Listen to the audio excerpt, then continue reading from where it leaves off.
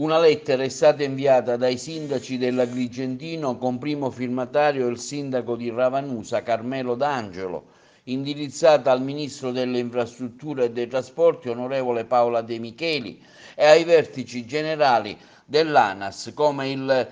dottor ingegner Valerio Mele.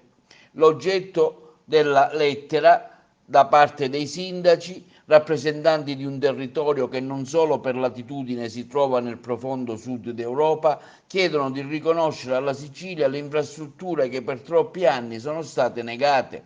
È indubbio che dopo un lungo periodo di emergenza e di crisi, affermano i sindaci, il nostro Paese debba avviare un percorso di ripresa e di crescita economica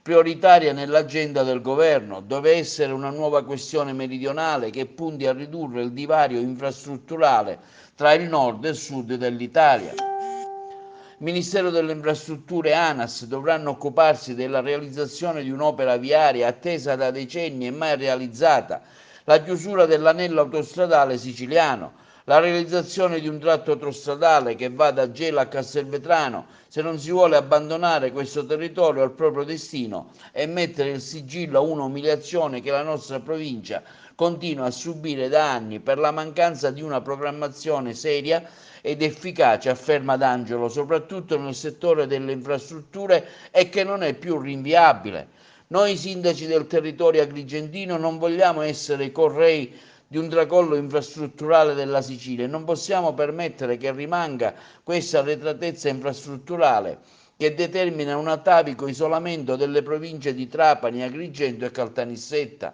L'autostrada tra Gela e Castelvetrano è una struttura strategica